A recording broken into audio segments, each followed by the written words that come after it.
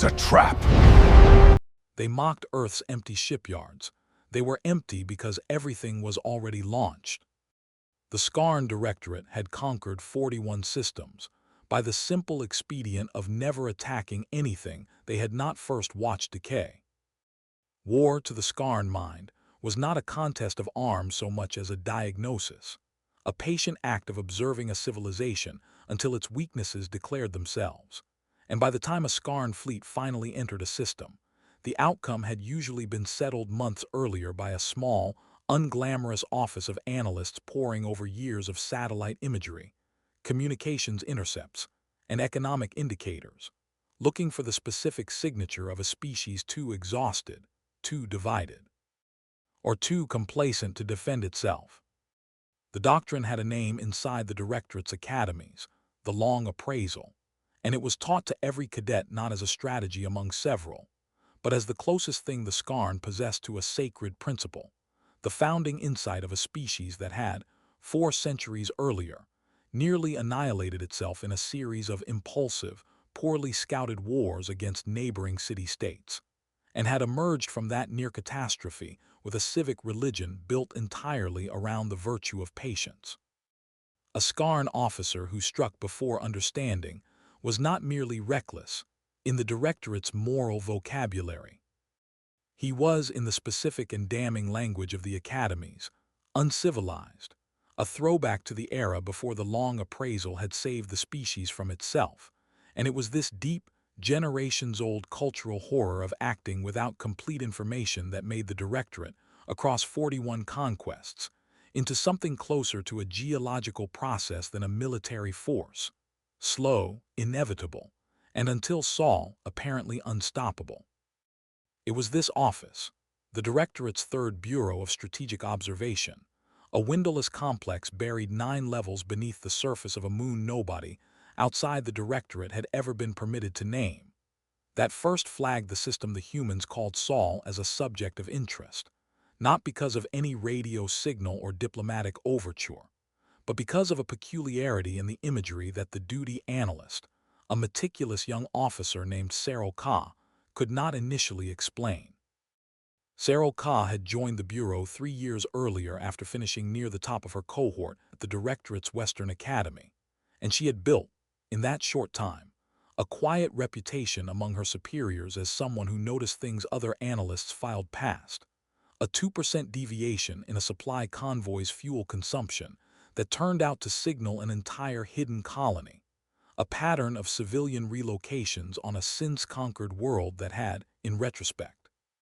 mapped almost perfectly onto a resistance network. The Directorate's original invasion force had entirely failed to anticipate.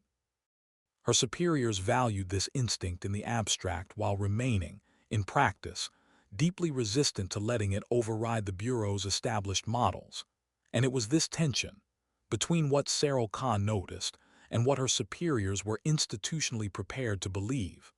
that would end up shaping,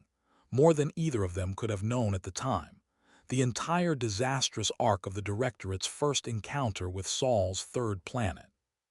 Saul's third planet had, for a period of just under 6 of its own years, maintained what the Bureau's models classified as an unusually aggressive orbital shipbuilding program. Sarel Ka's predecessors had tracked it with mounting interest. 3, then 7, then 11 separate orbital dry docks, blooming across low Earth orbit and the cislunar approach like something metastasizing, each one lit around the clock with construction telemetry, each one drawing power at a scale that suggested a species pouring an almost irrational proportion of its economic output into hulls it had, as far as any Skarn intelligence asset could determine,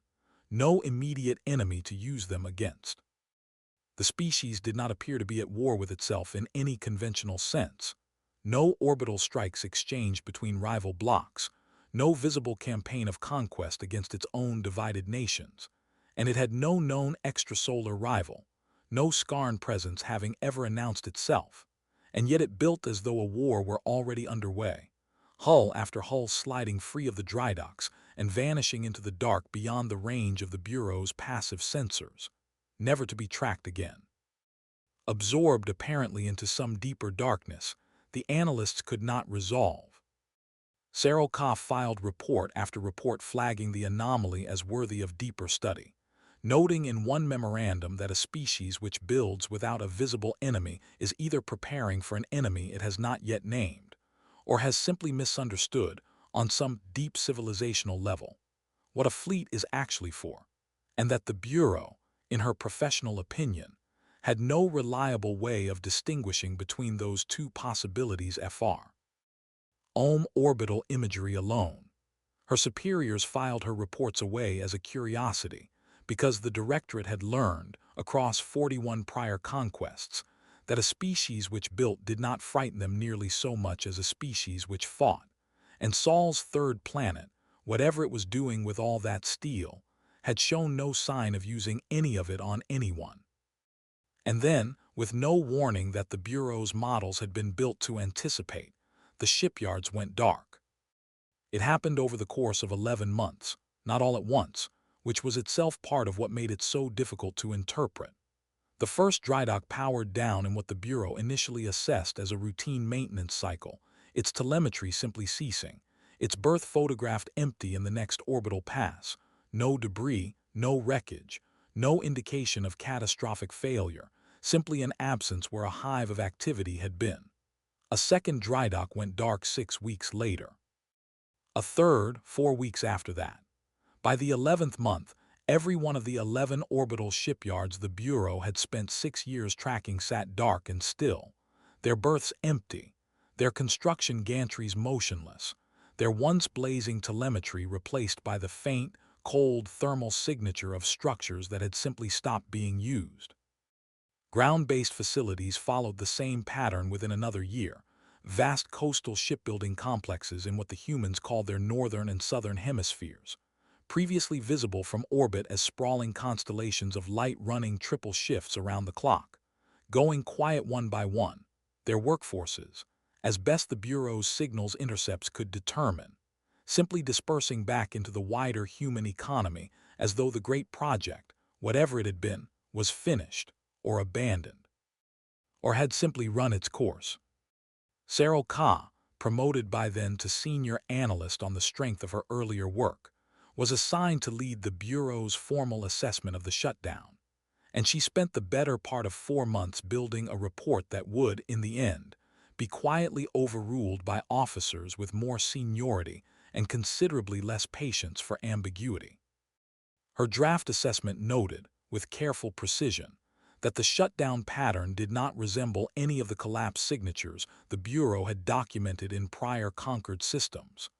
No accompanying spike in civil unrest, no detectable currency devaluation, no visible contraction in the broader human economy that would ordinarily accompany the failure of a project on this scale.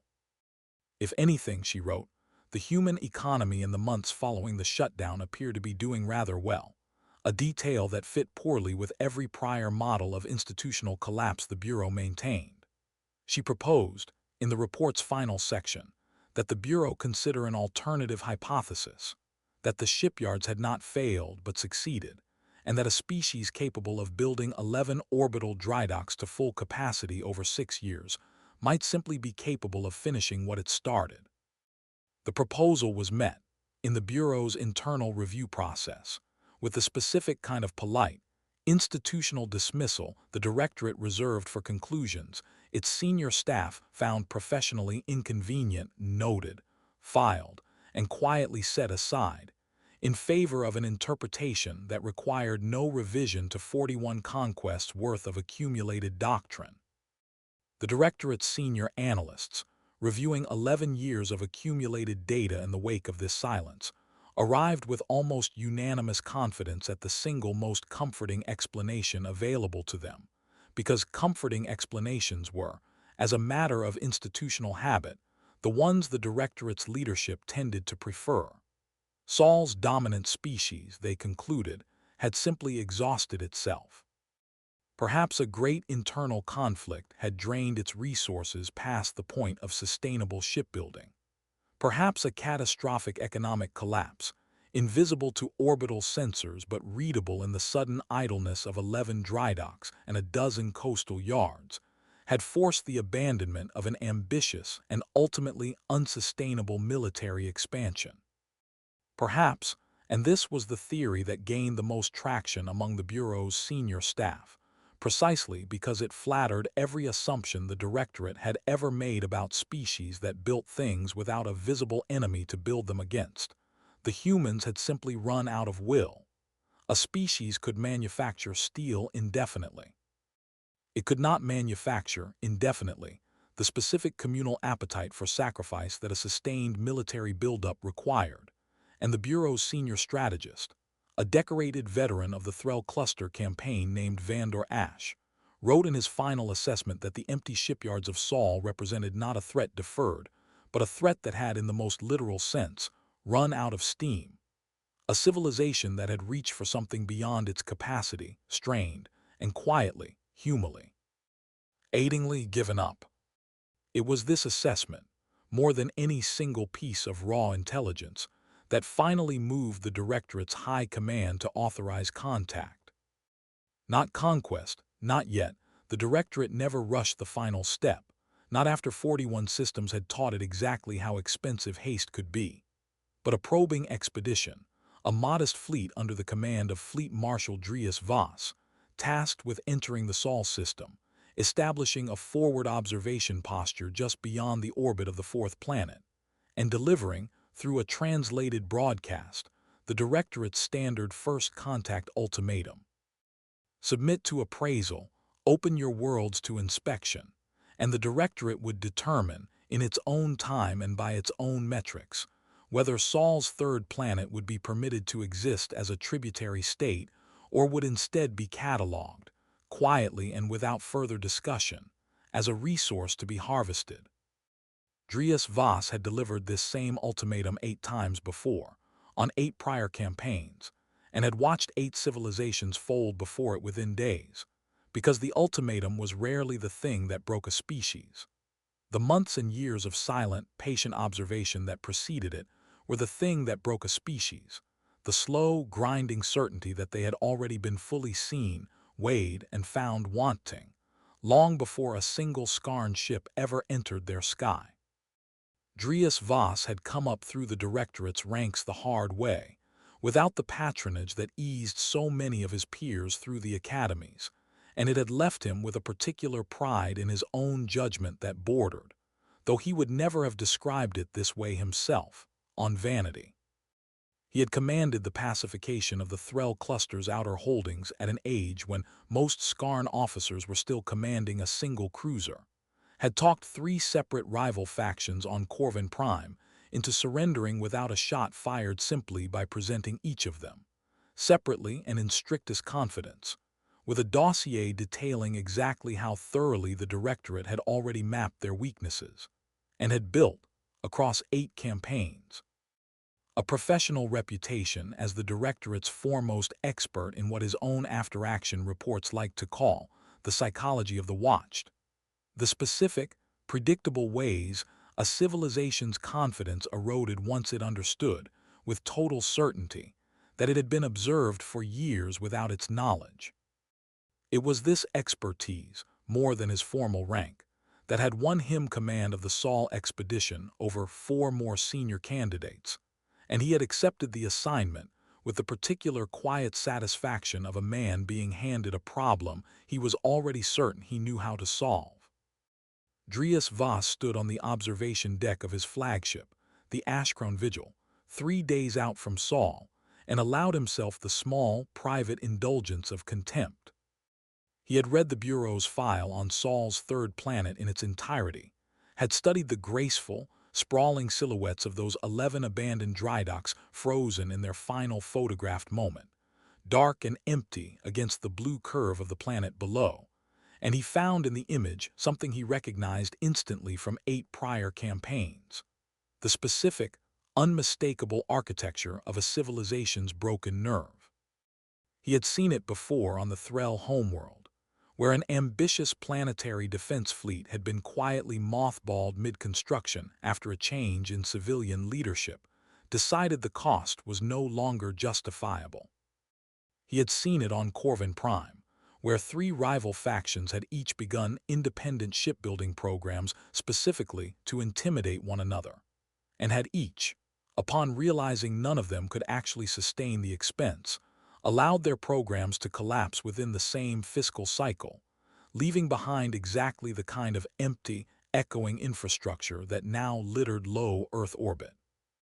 Ambition without follow-through was, in Dries Voss's considerable professional experience, the single most reliable marker of a species ready to be conquered,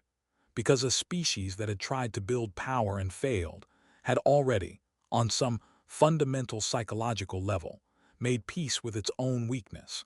And peace with weakness was the only kind of peace the Directorate had ever needed from anyone. He had, in fact, requested that Cyril Ka's dissenting report be included in the expedition's briefing packet, not because he took her alternative hypothesis seriously,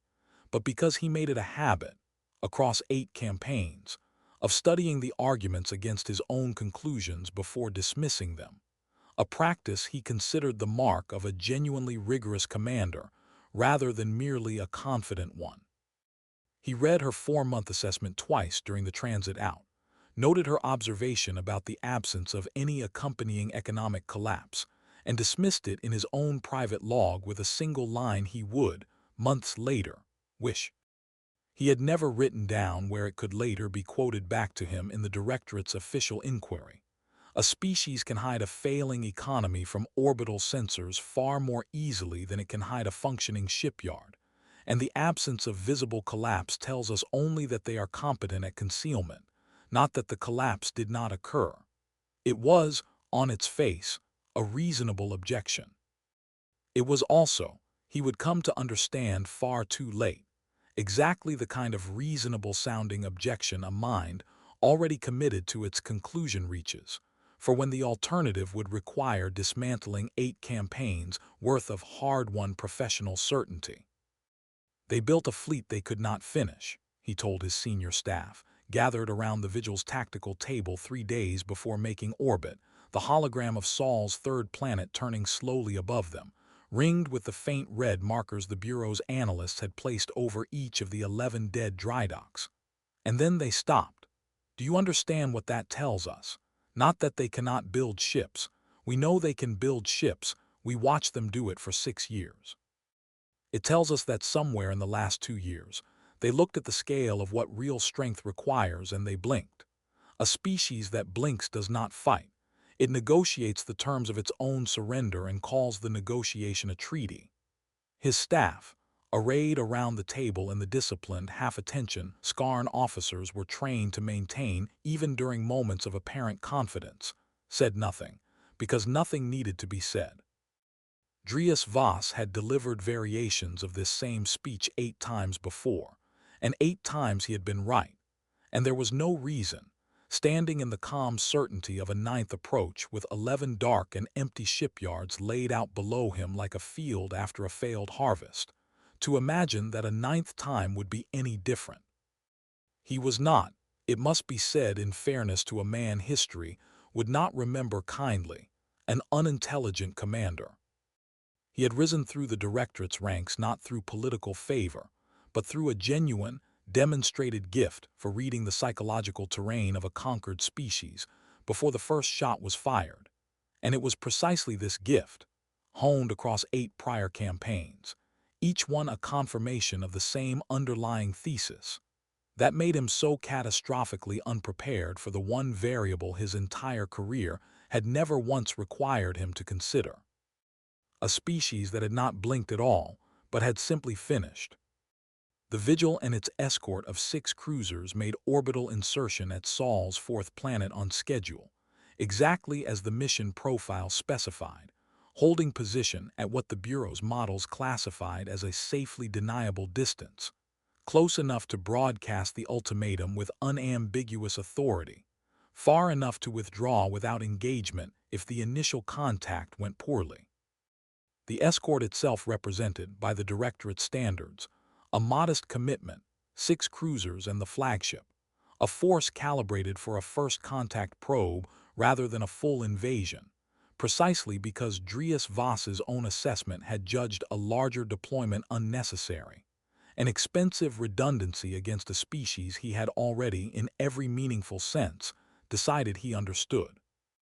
He had argued this point personally before the High Command, over the objections of two more cautious admirals who had favored doubling the escort as a matter of standard doctrine regardless of the target's assessed weakness, and had won the argument on the strength of his record, a fact that would sit, in the weeks that followed, with an increasingly bitter irony he alone would be forced to carry. Dries Voss watched from the Vigil's forward observation blister as his communications officer prepared the translated broadcast, a message that had been refined across 8 prior campaigns into something close to a formula. An announcement of the Directorate's presence, an assertion of its evaluative authority over Sol's third planet,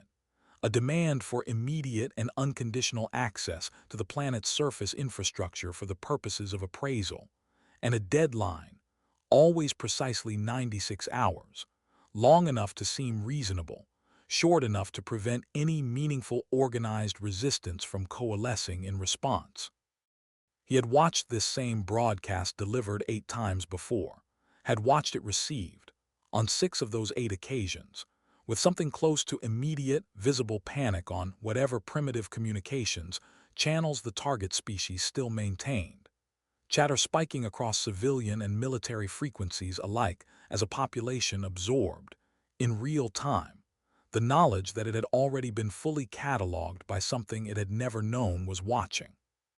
He expected, standing on the observation blister with the blue curve of Sol's third planet rising faint and distant beyond the Vigil's hull, to see some version of that same panic here, a SC. Ramble of contradictory civilian broadcasts, an eruption of military chatter attempting, too late, to organize a defense that 6 years of patient observation had already rendered moot. The broadcast went out precisely on schedule, and for the first 11 hours afterward, nothing at all happened, which Dries Voss noted in his log with the mild, professional satisfaction of a commander watching a familiar pattern unfold exactly as expected. The silence, he knew from experience, was rarely indecision.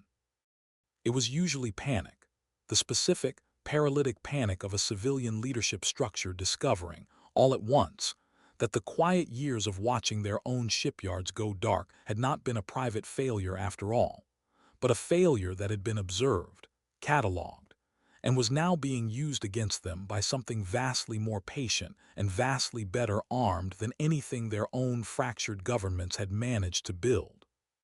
He allowed himself, during those first quiet hours, a private moment of something close to satisfaction, composing in his mind the opening lines of the report he would eventually file describing the 9th, and he privately suspected, easiest capitulation of his career.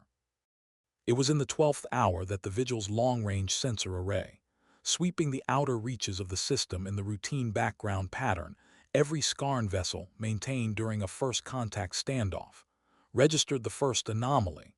a faint gravitational perturbation in the thin scattering of debris and ice that the humans called their asteroid belt, a region the Bureau's pre-mission survey had flagged with almost dismissive brevity as strategically irrelevant, too diffuse and too far from Sol's inhabited worlds to warrant sustained attention. The Vigil's sensor officer, a young lieutenant named Korvath Idris who would later be credited, in the Directorate's own after-action review, with the single most important observation of the entire campaign, had been assigned to the Sol expedition largely as a formality, his posting to the flagship, a reward for an unremarkable but thorough 3 years of service rather than any particular distinction, and he approached the anomaly in the first hour of its detection with exactly the careful, unglamorous diligence that had characterized his entire career.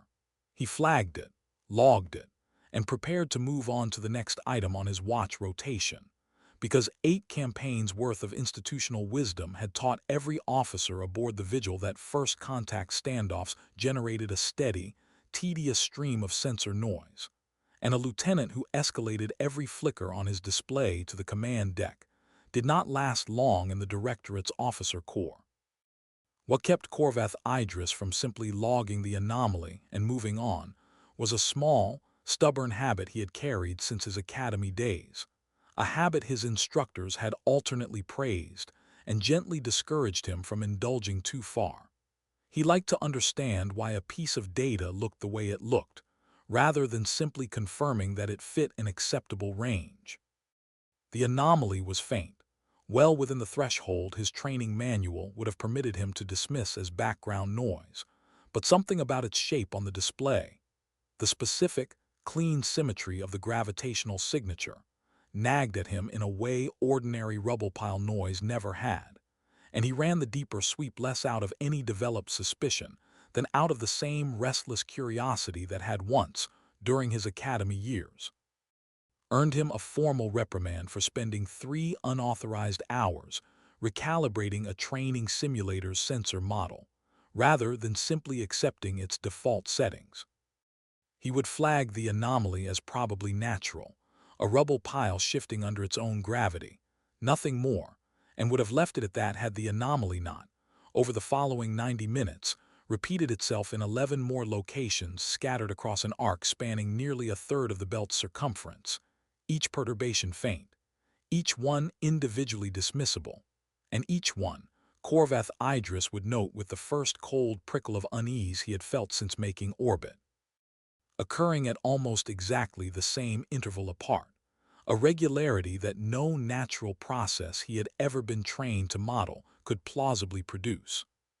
He sat with the data for nearly 40 minutes before deciding to escalate it, turning the numbers over and over on his private console, running 3 separate analysis suites against the pattern in the hope, he would later admit in his own account of the engagement,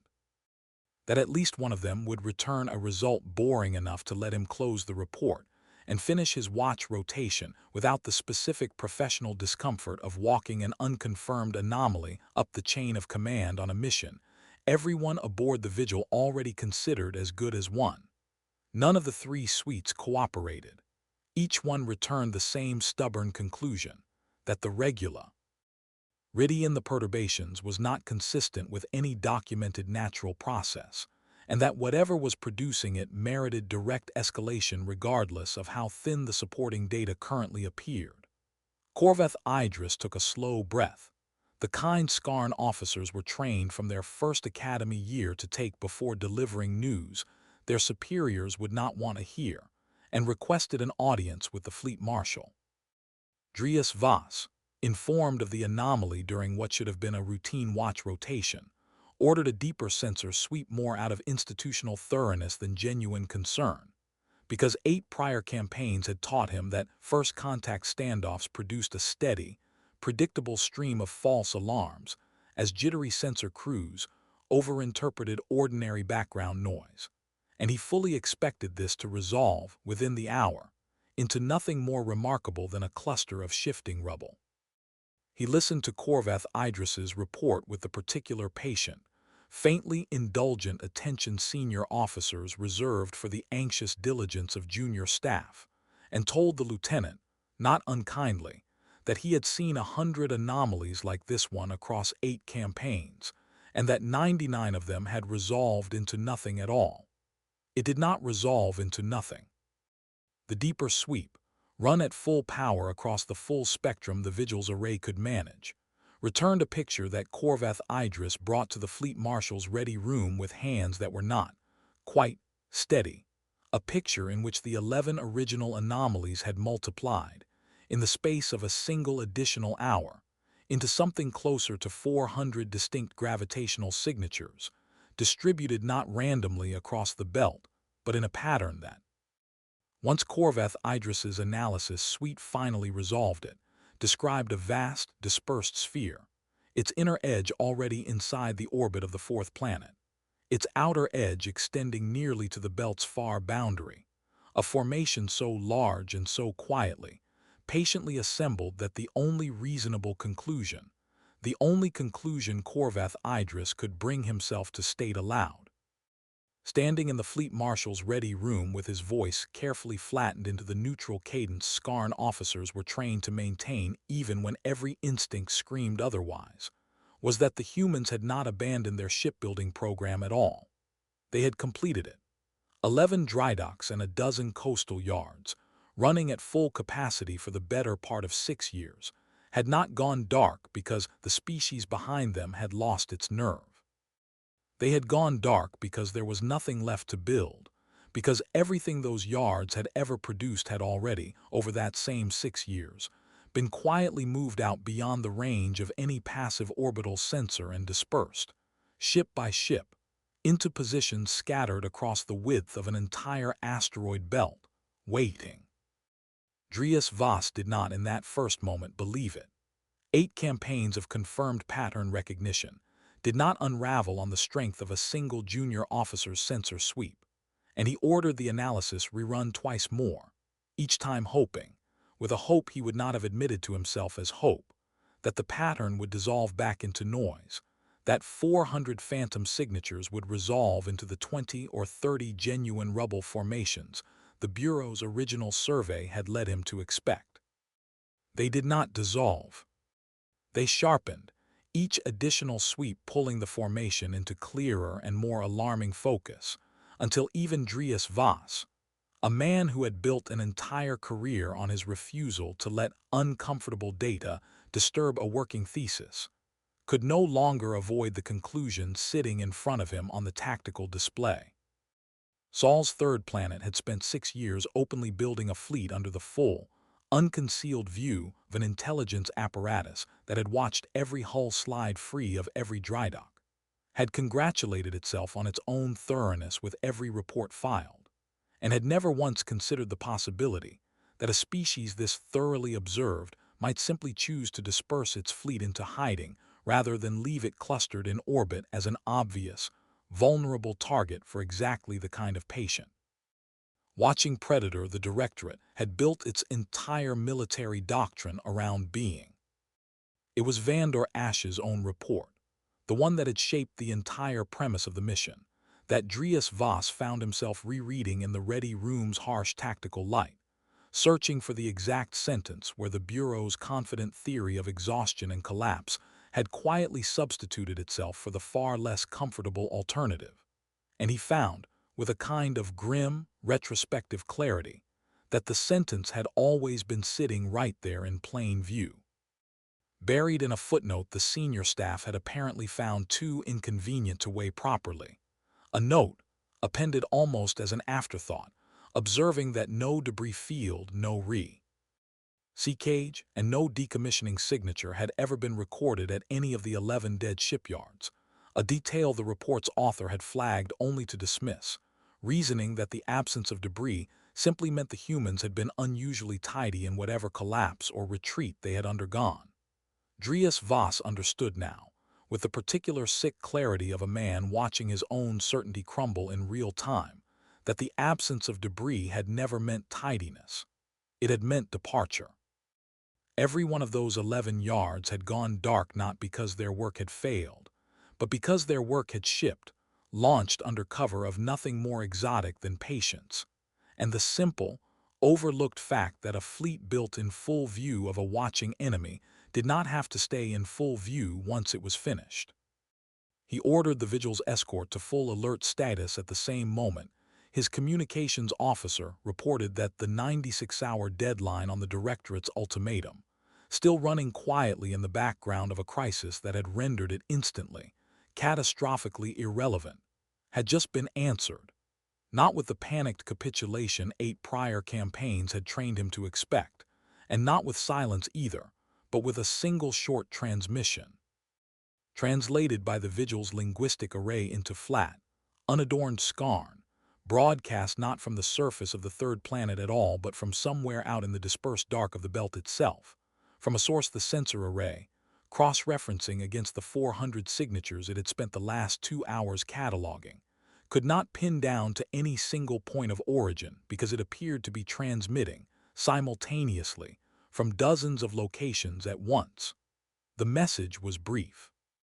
It read in its entirety, "You were watching the yards. You should have been watching the sky.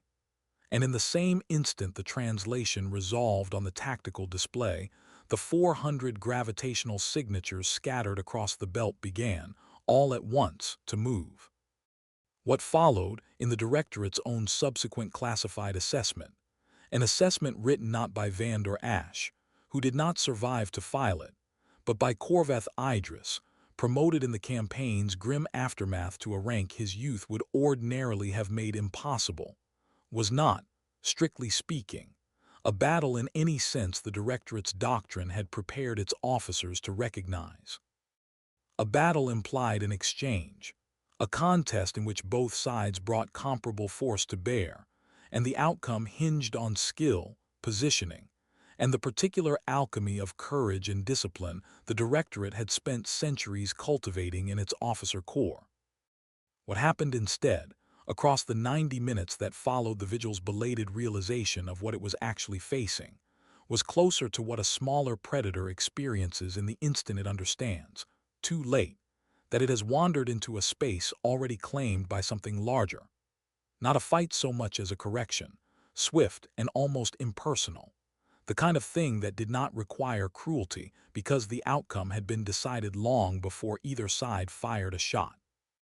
Decided, in fact, 6 years earlier, in the quiet months when 11 orbital shipyards had blazed with construction telemetry under the unblinking, self-satisfied gaze of an intelligence bureau that had mistaken patience for weakness. The human fleet did not announce itself with the kind of overwhelming firepower the Directorate's own doctrine would have favored. It simply arrived, ship after ship dropping the passive stealth configuration that had kept it invisible to 6 years of Skarn observation, resolving out of the dark in a formation so vast and so methodically arranged that Dries Voss, watching it assemble on the vigil's tactical display, found himself for one long, suspended moment doing something his entire career had never once required of him. Recalculating, from first principles, everything he had ever believed about what a species did with 6 years of unwatched, unsupervised industrial capacity when it understood correctly that it was being watched. The Bureau had assumed that a species under observation would build to impress, would want its power seen and measured, and ideally, feared into submission before a single confrontation became necessary. It had never seriously entertained the alternative, the possibility that a sufficiently patient species might instead choose to build in full view specifically because full view was the safest place to hide a process, might let a watching enemy grow comfortable with the sight of drydocks and gantries and construction telemetry precisely, so that the actual departure of the finished ships, quiet and gradual and dispersed across nearly a year, would read not as a deployment but as a slow, unremarkable decline. The natural entropy of an ambitious project running out of steam. The ships themselves, as the vigil's optical arrays finally resolved them at close range, bore little resemblance to the ambitious but crude prototype vessels the Bureau's earliest orbital imagery had documented years before, hulls that had once looked, to Skarn eyes, like the work of an eager but inexperienced species reaching beyond its immediate technical grasp. What emerged from the belt instead were vessels built with the specific, unadorned economy of a species that had stopped designing for appearances and started designing purely for function. Matte dark hulls with no unnecessary ornamentation,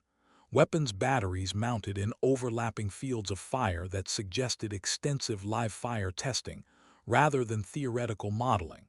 and a coordination between individual vessels that Corvath Idris. Watching the formation tighten around the vigil's position with the cold, systematic patience of a trap finally springing shut, would later compare in his own private notes to the movement of a single organism, rather than a fleet of independently crewed ships. The Vigil's 6 escort cruisers, caught in a formation optimized for a first contact standoff rather than a fleet engagement, managed a defense that Corvath Idris's later report would describe, with the particular flat understatement Skarn military writing favored even in its most catastrophic moments, as inadequate to the scale of the miscalculation. Two cruisers were disabled within the first 11 minutes, their weapons batteries overwhelmed by a coordinated fire pattern that suggested, disturbingly, not the improvised courage of a desperate defense, but the rehearsed precision of a force that had spent years training for exactly this scenario, and had simply been waiting for an aggressor patient enough, or arrogant enough, to walk into range. The Vigil's own bridge crew, trained across 8 campaigns to expect the specific, satisfying rhythm of a conquest unfolding on schedule, found themselves instead absorbing a rapid, disorienting sequence of damage reports that bore no resemblance to any engagement in the Directorate's collective institutional memory. Shield failures cascading faster than the ship systems could compensate. Targeting solutions rendered obsolete within seconds as the human formation adjusted its spacing with a fluidity no Skarn tactical doctrine had ever needed to counter, because no species the Directorate had previously conquered had possessed anything close to this level of rehearsed, silent coordination. A third cruiser attempted a retreat toward the outer system and was intercepted by a wing of smaller, faster human vessels that Corvath Idris's sensor logs would later identify as configured not for planetary bombardment or heavy fleet action, but specifically, with an economy of purpose the Bureau's models had never once considered plausible for a species this recently spacefaring, for exactly this kind of pursuit and containment. The interception took less than 4 minutes from the moment the retreating cruiser broke formation to the moment its drive systems went dark, disabled rather than destroyed, a distinction Corvath Idris found himself noting with a strange, cold clarity even in the middle of the engagement. Because a fleet that could have chosen annihilation and chose disablement instead was a fleet that understood, with unsettling precision, exactly how much force a situation required and declined, deliberately. To use any more than that, the specific, controlled restraint of a species that was not fighting out of panic or vengeance, but executing a plan it had rehearsed so many times in simulation that the actual engagement had become, for its crews, almost a formality. Drius Voss, standing on the Vigil's bridge as the tactical display resolved, minute by minute, into an increasingly unambiguous picture of a battle already lost, found himself thinking not of the 8 prior campaigns whose confident pattern he had trusted so completely, but of the single photograph that had shaped the Directorate's entire assessment of Sol's third planet. 11 dark and empty drydocks, frozen in their final orbital pass, dead and silent against the blue curve of a planet, the Bureau had confidently, catastrophically misread as a species too exhausted to defend itself. He understood now, with the terrible clarity that comes only when understanding has stopped being useful, that the emptiness of those shipyards had never been a symptom of collapse. It had been the final, quiet punctuation mark on a job finished, the visible proof, if anyone had known how to read it correctly, that everything those yards had ever been built to produce was already out there in the dark, launched, dispersed, and waiting for exactly the kind of watching predator that mistakes an empty workshop for an abandoned one, rather than for what it actually is. A workshop that has simply, finally, shipped its last order. He thought in the strange, elongated way a mind sometimes stretches time during its worst moments, of Cyril Ka's dismissed ray. Port sitting somewhere in the Bureau's archive, of the single sentence he had written in his own private log dismissing her hypothesis as insufficiently rigorous, and he understood, with an honesty he would not have permitted himself under any less catastrophic circumstance, that the rigor he had prided himself on across 8 campaigns had never actually been rigor at all in the case of Saul. It had been something closer to comfort dressed in rigor's clothing, a set of conclusions he had reached for not because the evidence most strongly supported them, but because they required nothing of him beyond confirming what 8 prior campaigns had already taught him to expect, and he understood,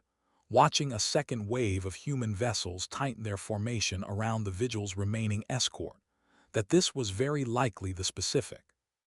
quiet failure that had ended every previous empire the galaxy's long history had produced and then discarded.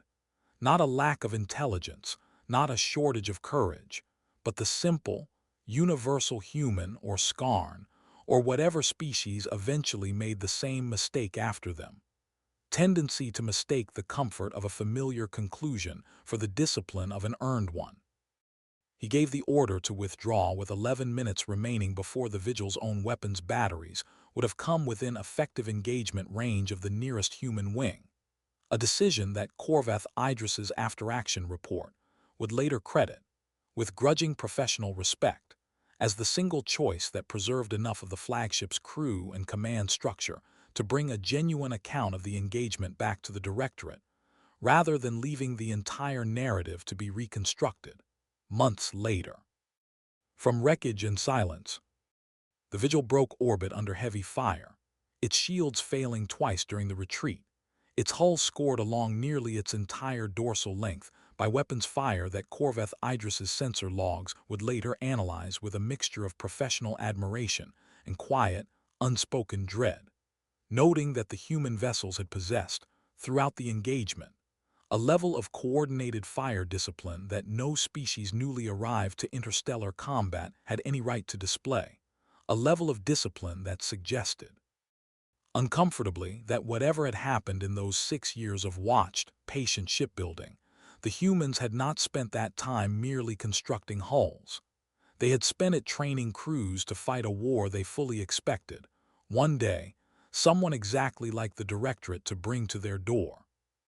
The retreat itself, conducted under sustained fire across nearly 40 minutes before the Vigil finally cleared the effective range of the human formation's weapons, tested a crew that had, until that day, known combat only as a series of orderly, well-rehearsed engagements against overmatched opponents. Damage control teams worked in the flickering red emergency lighting of a ship whose primary power grid had failed twice in the span of an hour, patching hull breaches with the specific, focused calm the Directorate's training had at least managed to instill even in circumstances its doctrine had never anticipated. Andreas Voss found himself, in the strange lull between damage reports, watching his own crew with something that felt uncomfortably close to gratitude. An emotion his training had never explicitly forbidden, but had certainly never encouraged him to indulge. They did not know, most of them, precisely what had gone wrong, only that the campaign they had been promised as a formality had become, within a single day, the closest the Vigil had come to outright destruction in 8 years of active service. And they worked anyway, with the same disciplined competence the Directorate had always relied upon, even as the certainty underneath that competence, the quiet, foundational belief that the Directorate's patient, watching method made this kind of catastrophe structurally impossible, had, in the space of a single afternoon, been proven false. The Vigil limped out of the Sol system 3 days later, its escort reduced from 6 cruisers to 2, its crew reduced by numbers the Directorate's official record would eventually classify and keep classified for longer than Andreas Voss himself would live to see declassified, and somewhere in the long, silent transit back toward Directorate space, Andreas Voss composed and rewrote, and composed again. The report he knew he would eventually be required to deliver to a high command that had authorized this mission on the strength of his own confident assurance that a species which builds a fleet it cannot finish has already made peace with its own weakness. He understood, sitting alone in the Vigil's ready room with the report unfinished on the console before him, that the sentence he had spoken with such certainty 3 days out from Sol, they built a fleet they could not finish, and then they stopped, had been wrong in a way that no amount of caref or rephrasing could soften, because the humans had not stopped at all. They had finished.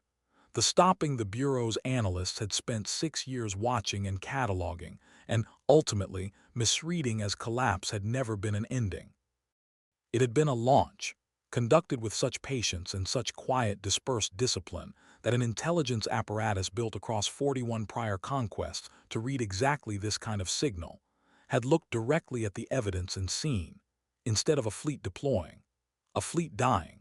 because the Directorate had never once, in 41 systems, encountered a species that understood the specific, terrible advantage of letting your enemy watch you build, and then letting your enemy watch you disappear. The Directorate's High Command, receiving Drius Voss's report some weeks later in the cold gray chamber where 41 prior campaigns had been authorized with barely a debate, sat for a long time in a silence that Corveth Idris, present to deliver the sensor data supporting the Fleet Marshal's account, would later describe as the first genuine uncertainty he had ever witnessed in that room. One elder counselor, a veteran of the Directorate's earliest conquests who had personally overseen the subjugation of 3 systems before Drius Voss had even been commissioned, asked quietly whether the Bureau's models could be revised to account for what had happened at Sol, whether some correction to the analytical framework might prevent the same catastrophic misreading from occurring again. Corveth Idris, standing at attention with the specific flat neutrality Skarn officers reserved for their most uncomfortable observations, said that he did not believe a correction was possible, not because the Bureau's analysts lacked the skill to model the behavior of a patient adversary, but because the entire framework the Directorate had built across 41 conquests rested on the assumption that a watched species behaves, eventually, as though it is being watched, grows cautious, grows visible, grows predictable in the specific, exploitable way that fear always makes a civilization predictable. Sol's third planet had simply declined to be afraid in any way the Bureau's instruments were built to detect, had let itself be watched for 6 full years with no apparent concern for what the watching might cost it, and had used those 6 years of comfortable, unhurried surveillance not to signal weakness, but to build, patiently and almost invisibly, the single advantage no amount of patient observation could ever have warned the Directorate to expect. The advantage of an enemy who understood, long before the first ship of the Ashcrown Vigil ever entered orbit, that the most dangerous fleet in any system is not the one you can see sitting in a shipyard. It is the one that was there all along and simply finished and left. Drius Voss did not command another campaign. He spent the remainder of his career, according to the sparse and carefully worded record the Directorate eventually permitted to survive, reviewing Bureau assessments from a windowless office not unlike the one where Cyril Ka had first flagged the anomaly of Sol's shipyards all those years before, and it was said, though never officially recorded, that he kept a single image pinned above his desk for the rest of his working life. 11 dark and empty drydocks, frozen in their final orbital pass, dead and silent against the blue curve of a planet the Directorate had once, with total and catastrophic confidence, mistaken for a species that had given up. He would tell any junior analyst who asked him about it the same thing, in the same flat, weary voice, every time. An empty shipyard tells you nothing, he would say, except that the work is finished. It is what you cannot see afterward, the ship's already gone, already dispersed, already waiting in the dark you never thought to search, that tells you everything. And by the time you understand that, the only question left worth asking is not whether you were watched back. It is how long ago the watching stopped mattering because the fleet had already launched.